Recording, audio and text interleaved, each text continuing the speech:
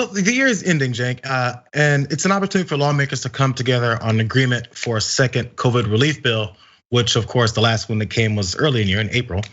So now they're looking at a $908 billion bipartisan package that'll be attached to a spending bill that's going to be needed by the end of this week to avert a government shutdown. We hear about this all the time, government shutdowns and spending bills.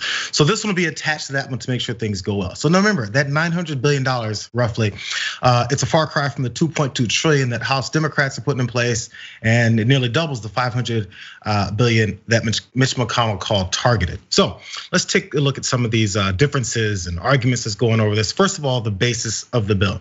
So this proposed COVID-19 relief bill would provide roughly $300 in extra federal weekly unemployment benefits, but not another round of the $1,200 in direct payments to most Americans, leaving that issue for President-elect Joe Biden to wrestle over with the new Congress next year.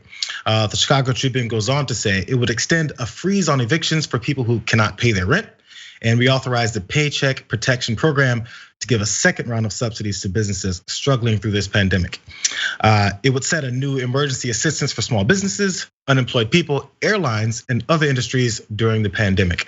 But lawmakers have opted to not include that $1,200 stimulus check that I mentioned to individuals out of concern that the higher price tag could delay passage. Of course, that delay in the passage is based on Mitch McConnell talking, Senate Republicans talking, and also soon to be ex-president Donald Trump saying that he won't support that.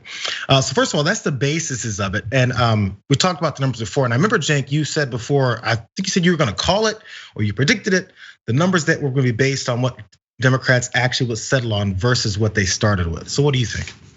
Okay, so you're exactly right. There's two different issues there. Let me talk first about the two things left out of the bill, and then I'll talk about the numbers, okay? So on the substance of it, the two main stuff is the Republicans are insisting their number one goal is to protect giant businesses from lawsuits. So look, I get the argument that's made there, and unlike most Republican arguments, is not perfectly invalid, but there are some atrocious injustices that would arise out of that. Like Tyson Foods bet on how many of their workers would get COVID after they packed them all together. Now to let them off the hook, and full well knowing that some of their workers would die from lawsuits is driving people understandably crazy, right? So that's part of it, and the Republicans say protecting big business is pretty much our only priority here, and we're absolutely insisting that it be it. Okay, so what are the Democrats getting in reverse in exchange for that? Not only nothing, they're having to give up the $1,200 checks that was going to go to actual American humans as opposed to corporations. Wait a minute, that sounds like the worst negotiating I've ever seen. And now that goes to Jayar's point. I told you when all these negotiations started months ago, the Democrats came in with $4 trillion, the Republicans came in with $1 trillion. And I said they'll go to a point where they'll land at less than $1 trillion. And here they are, less than $1 trillion, $908 billion. I get a little bit of told you, okay?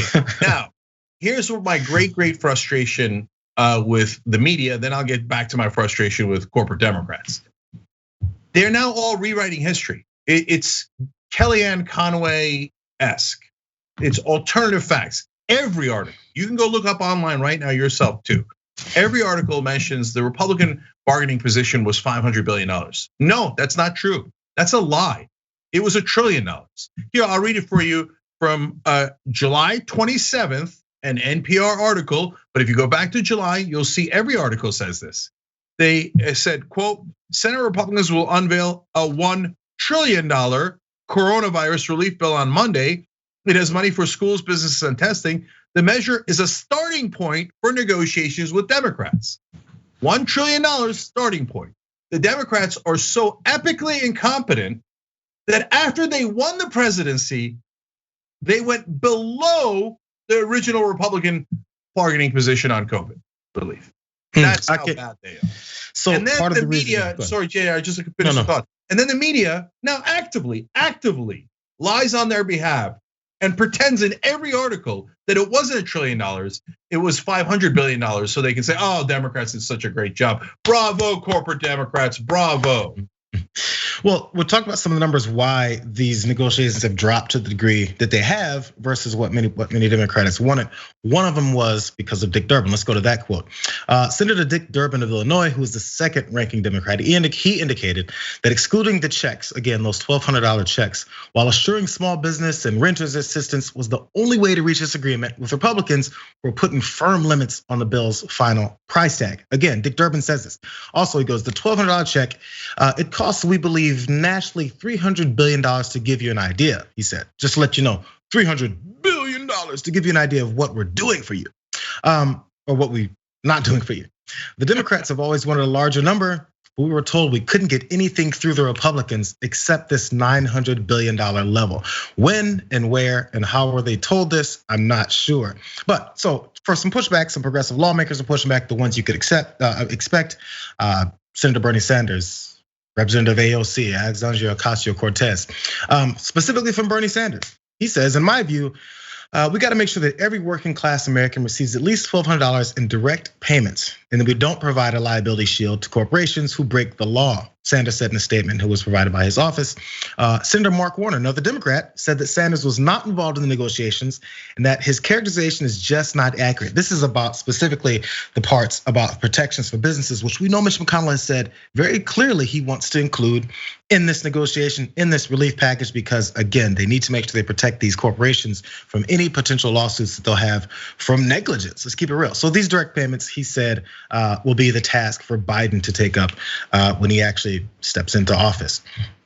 So there's a little bit of the back and forth with them. And then there's even some argument, as I point out, Mark Warner, there's argument amongst Democrats about the best way forward and making sure they protect the position they've got, which I'm not really sure why. But Joe Manchin was, of course, another one of these guys who's part of the bill that Bernie Sanders specifically said that he's not looking to sign on to. Joe Manchin, Mitt Romney were two of the ones that make this a bipartisan relief agreement that they're looking to. He did say every indication says more money is needed. We see that. This is Joe Manchin. This gets us through basically the lifelines that people need and the small businesses that can survive and not go under. Manchin went on to say the Biden's team, when in power, can put together a different proposal that takes us further down the road for more recovery. Again, now let's point out here. Once Biden team comes in, we'll see what happens with Georgia and these Senate runoffs.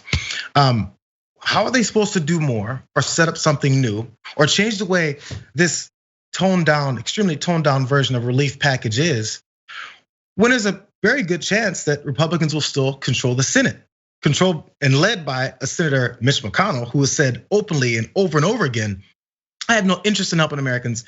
I have an interest in helping corporations. I have an interest in progressing Donald Trump and progressing my career.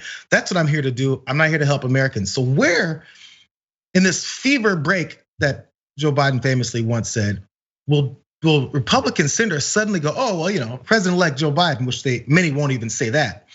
President-elect Joe Biden is in, I guess we could start doing something for the American people. And by the way, if they did, my first question would be, how come you had no interest in doing anything for the American people before President Biden came in? There's holes all through this entire story with the logic based off this. Okay, yeah, so I'm gonna be crystal clear. So first of all, when Democrats say, oh, no, the $1,200 check, yeah, we were gonna fight for it, but maybe I could pay you Tuesday for a burger today. So no, wait a minute. You told me you were gonna fight for it later in April. I have the receipts on that too. You say, well, okay, we're passing this thing, but in July we're gonna pass a second bill. Don't worry, that one's gonna have the $1,200. And then in September, oh no, but we're definitely gonna pass the one, the $1,200, but that's gonna be later. Now all of a sudden they're passing a second one finally, and it doesn't have it. And then what do they tell you? Oh, now when Biden comes in, the fever will break, and that's when the Republicans will give us money for real Americans. No, they won't, you idiots. And they're not that stupid. They're just corrupt. So what are they doing? They're looking out for their donors first, and then leaving you guys high and dry. So Dick Durbin said in the quote that Jayar read you, now look, there was nothing we could do because the Republicans set firm limits. You loser of losers. How about you set a firm limit? Did that ever occur to you? You moron? Okay, here, I'm keeping it real. And they just drives them crazy. You're not allowed to say that about the elites like Senator Dick Durbin. No, I can say anything I want. If he is genuine and not deeply corrupt, he's one of the dumbest legislators I've ever seen. Okay, so how am I gonna prove that to you guys in this case? The $1,200 check that actual Americans would get is, you're gonna be shocked to find out, incredibly popular. Everybody wants it. Democrats want it, independents want it, Republicans want it. All the actual voters, because they're live human beings and they're all struggling, want the $1,200 check. They're desperate, they need it. They need it. This is the government looking out for them. And so if the Democrats set a firm limit and said, we're not doing a deal without the $1,200 check. It's actually, he says, oh, it's $300 billion, like it's a lot of money. Wait a minute, you're giving $900 billion to businesses in this bill, So 1/3 to real Americans, oh, that's a lot of money. I don't know about that, man. So why don't you set a firm limit and say the Republicans are blocking $1,200? We're gonna get you, Democrats are gonna get you $1,200 check, but these son of a bitch Republicans are blocking it. Easiest politics in the world. A child could do it. A child could do it, but Dick Durbin and Chuck Schumer can't do it. And Nancy Pelosi can't do it. I don't know, how would we do it? The Republicans said they had a firm limit, so we immediately cratered. All right. Now, to absolutely positively prove to you how easy it is, you know who's doing it now? Republican Senator Josh Hawley. Yes. Okay, so he's a guy who I think is at least trying to be a populist. He's a Republican, so it's very likely to be fake, right? But at least he's smart enough that he could read a poll, which apparently no one in Washington can read. And he's like, oh, $1,200 checks to Americans. Everybody loves it. Hey, I got an idea. I'm thinking of running for president in 2024. Why don't I come out in favor of it? And so he did. He joined Bernie Sanders, and now he's outflanked everyone in the Democratic Party as being more in favor of the average American, with the exception of Bernie Sanders. So Democrats, as always, serial bunglers. I can't believe that anybody could be this stupid. So I think that they're all in on it. At a bare minimum, subconsciously, oh, all my donors wanted this, and my voters wanted that. I went with all my donors. Oh, golly gee, the Republicans set a firm limit. There was nothing I could do. How many times has this happened, though, Cenk, where we'll see there's an opening, there's a position, there is an opportunity available for a normal thinking politician, most likely the ones that are on the side of helping Americans if they want to act that way, take this void that's sitting there waiting on you. It's like, it's appetizing, and it's a way to promote yourself, whether you believe in it or not. There's a void waiting for you to be the populist. There's a void waiting for you to say, hey, you know what, $1,200, that's nothing to us, but it's plenty to these Americans, which by the way, Americans deserve more than that, just my point. But if you're gonna take just the minimal $1,200 one time and say, I'm on board for that, because I'm gonna run for president soon, or at one point in my career. Josh Hawley is that guy, as you pointed out. Let's read this tweet though, and also add it on the AOC part, by the way. We saw how Laura Ingraham tried to manipulate an AOC position to say that she's a populist and that's what Republicans should do. Josh Hawley must have been watching, because he's like, this is a great idea. So let's look at this tweet. So in response to Garrett Haake, who's a reporter with NBC News, he tweeted, in the Department of Strange Bedfellows, she, being AOC, noted that Senator Hawley has been a big proponent of stimulus checks and that she'd be happy to work with that element of the Republican Party to get direct payments to people who need them. That was what the reporter said. Hawley responded, retweeted that. Again, people who like to sit on Twitter, you know, if you want to retweet someone and make sure that tweet is in there with it, you're promoting exactly what you want to say based off of that. It's not just some backdoor tweet where you're not really pointing out who you're talking about. I will gladly work with any mentioned AOC and anyone else who wants to help with working families. Families and working people in need should be the first, all capitals, consideration with COVID relief, not the last. Now, if you didn't know who Josh Hawley was, you might read that and go, this is a great new progressive that's up and coming in politics. This is gonna be wonderful. He's joining AOC. This is great. And later on, when he's gonna point out his populist credentials, he'll point to this tweet. And Democrats like Dick Durbin will sit there and go, they gave us a hard stance to push back on and we couldn't push back. It's not like we have any kind of political capital. There's this lame duck president who everyone hates in this country, who's still whining and crying about his loss. But let's go ahead and stick on that side of the negotiating process. Hawley is one of the most right-wing Republican senators in the country. But you got to give him credit. At least he's not stupid. So you know what he said? I'll give you one more quote from him. He said, I'm not sure why it's controversial. I'm a little baffled by it. That is him basically saying, I don't know why the Democrats are this stupid. They should punish our party, and it's so easy to do. In fact, I'm punishing my own party by coming out against them. But if they want to just hand me all the population and say me and Bernie Sanders were the only ones in the Senate that fought for them, great, thank you. I can't believe my luck. Who would have thought that these establishment Democrats and the Democratic leadership would be this monumentally politically stupid? Read that in any newspaper in the country. You won't. It's obvious. All the facts are 100% clear. You could read all of them.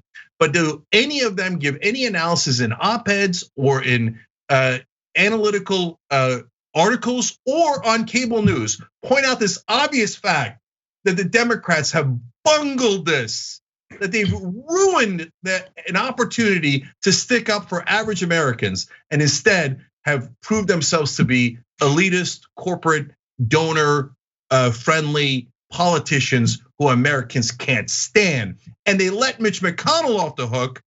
And now gave him a prize, said, Mitch, you're so smart, we're giving you less than you originally asked for, and we're letting one of your top senators take all the credit for opposing us.